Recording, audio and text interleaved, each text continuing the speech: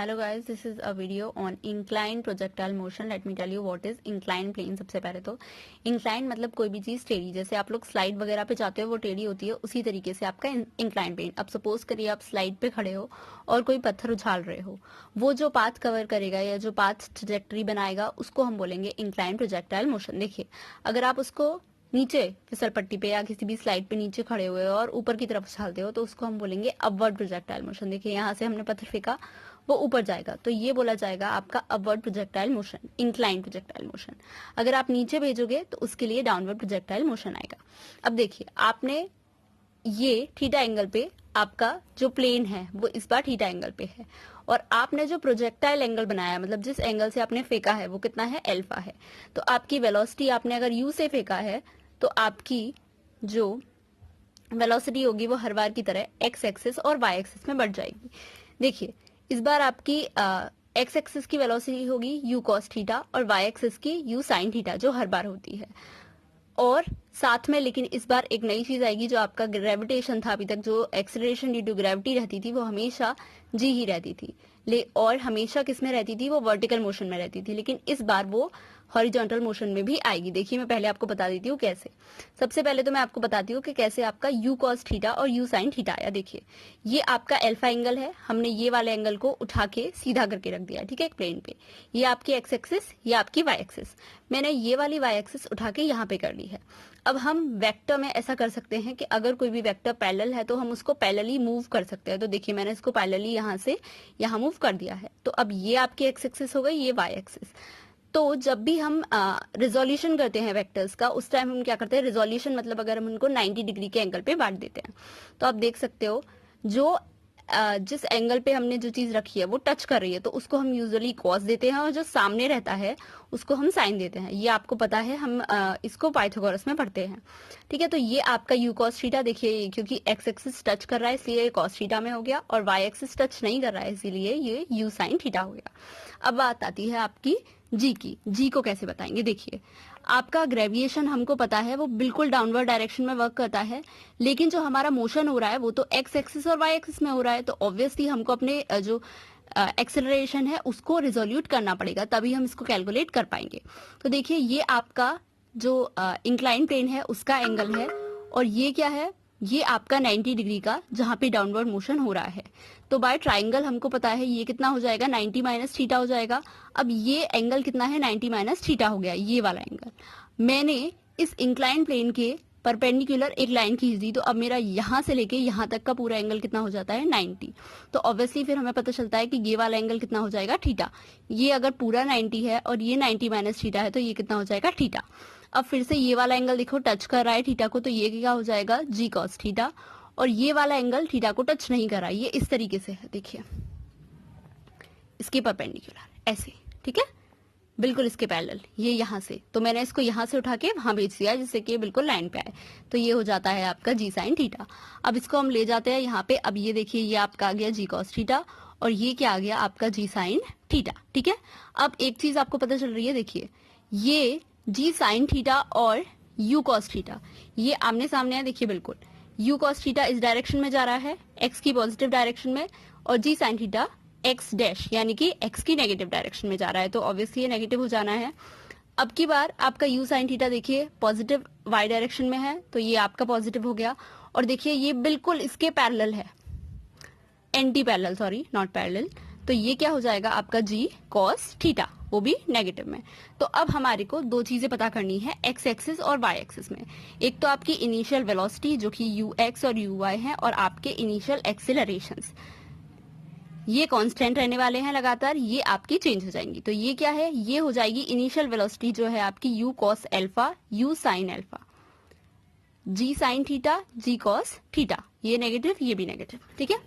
अब इसके बेसिस पे हम लोग क्या कैलकुलेट करेंगे, time of flight, maximum height और रेंज। तो देखिए, आपका टाइम ऑफ फ्लाइट कैसे निकलेगा। टाइम ऑफ फ्लाइट के लिए हम लोग को ये वाली इक्वेशन का इस्तेमाल करना पड़ेगा, v is equal to u plus a t, first equation of motion कहलाती है। देखिए, ऐसा क्यों किया जा रहा है, ऐसा इसलिए क्योंकि आपकी मैक्सिमम हाइट पे पहुंचकर आपकी वेलोसिटी जीरो हो जानी है, हम सबको पता है। उस टाइम पे हम इसको कैलकुलेट करेंगे क्योंकि हमारे पास एक जीरो वेलोसिटी होगी, ठीक है। तो देखिए यहाँ पे क्या है, आपकी ये वेलोसिटी जीरो हो जानी है, कितना बचेगा, u is equal to 80, u is equal to कितना बचेगा 80, ठीक है, नेगेटिव का, जो कि आपका g नेगेटिव है तो उसको आके कैंसिल कर देगा। तो ये हम किस में लेने वाले हैं, y डायरेक्शन में, ओके। किसी एक डायरेक्शन में कैलकुलेट करेंगे, आराम से निकल के आएगा। तो यहाँ पे हमारा क्या हो जाएगा, इनको जब हम सॉल्व करेंगे तो ये हो जाएगा 2u(y) अपॉन ay। तो 2u sine alpha is equal to g cos theta, 2u sine alpha is equal to upon g cos theta, sorry. ये आपका टाइम ऑफ फ्लाइट आ जाता है। मैक्सिमम हाइट हम इस वाले फॉर्मूले से कैलकुलेट करेंगे, v square is equal to u square plus 2as। इस बार में भी ये वी स्क्वायर जो है आपका जीरो हो जाएगा, तो कितना बचेगा आपके पास, u square is equal to 2as, जो कि आपका a यहाँ पे नेगेटिव होगा तो वहां पे आपका g नेगेटिव है, इसलिए सब कुछ पॉजिटिव में आ जाना है। तो ये कितना हो जाएगा, u y की कितनी वैल्यू है, u साइन एल्फा, इसका स्क्वायर करेंगे, u का square sine square alpha upon 2g cos theta upon 2g cos theta, क्योंकि ये कितना हो जाएगा, हम a y लेने वाले हैं। अब आती है आपकी रेंज। रेंज आपको कैलकुलेट करने में रेंज अभी तक सबसे आसान होती थी, लेकिन इसमें रेंज थोड़ी सी डिफरेंट होती है, क्योंकि देखिए पहले आपकी जो हॉरिजॉन्टल वेलोसिटी थी वो ऑल टाइम कांस्टेंट रहने वाली है, लेकिन इस टाइम वो देखिए जी साइन थीटा के इफेक्ट में कम हो रही होगी, इसीलिए हम इसको क्या करना पड़ेगा, इसको थोड़ा मुश्किल से निकालना पड़ेगा। तो देखिए ये कैसे होगा, ये होगा आपका ut plus half at square वाले फॉर्मूले से, ठीक है, uxt, ठीक है, हम x डायरेक्शन में लेंगे क्योंकि ये एक हॉरिजॉन्टल रेंज है। फॉर्मूला आपका वही है, s is equal to ut plus half at square, तीनों इक्वेशन यूज हो गई हैं आपकी। तो ये क्या हो जाएगा, x की क्या थी, u cos alpha, I am sorry, t minus 1/2 g sine theta t square, ठीक है।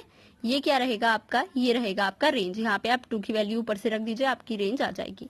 अब आता है आपका डाउनवर्ड मोशन। देखिए डाउनवर्ड मोशन में क्या होगा, डाउनवर्ड मोशन में भी आपका u ऐसे ही रहने वाला है, लेकिन इस बार आप सपोज करिए कि आप स्लाइड के ऊपर हैं और नीचे कुछ फेंक रहे हैं, आपका दोस्त नीचे है, आप उसको नीचे कुछ दे रहे हैं, तो इस टाइम भी आपका u cos एल्फा हॉरिजॉन्टल में जाएगा, u साइन थीटा वर्टिकल में जाएगा।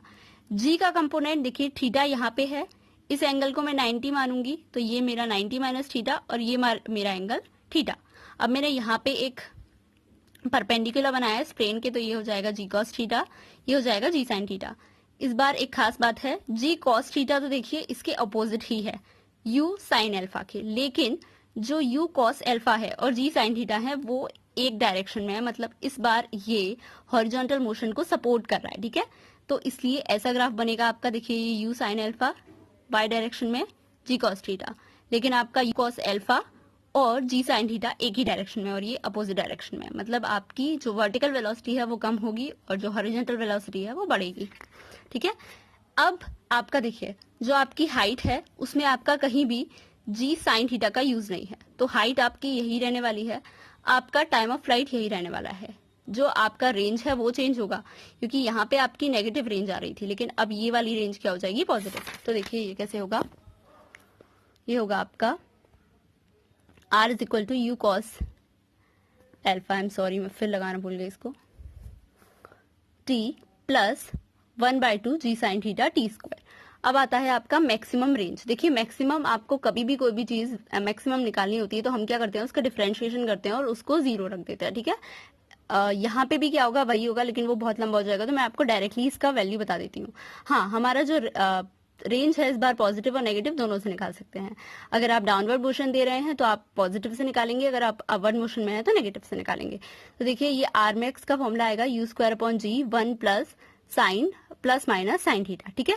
अब आपको अगर हमको पता है कि अगर ये वाली वैल्यू नीचे बड़ी होगी तो हमारा r छोटा हो जाएगा अगर डिनोमिनेटर बड़ा होगा, तो अगर हम साइन थीटा को प्लस में रखेंगे तो अपवर्ड मोशन, क्योंकि रेंज छोटी होती है, और अगर आप नेगेटिव रखोगे तो आपकी रेंज ऑब्वियसली बड़ी होती है, और नेगेटिव रखेंगे तो ये क्या हो जाएगा, 1 में से माइनस हो जाएगा और छोटा कर देगा ऐसे, इसीलिए आप ऐसे इसको याद कर सकते हो। तो डाउनवर्ड मोशन में आपको साइन थीटा नेगेटिव रखना है और प्रोजेक्टाइल मोशन के अपवर्ड डायरेक्शन में आपको कैसा रखना है, इसको पॉजिटिव रखना है।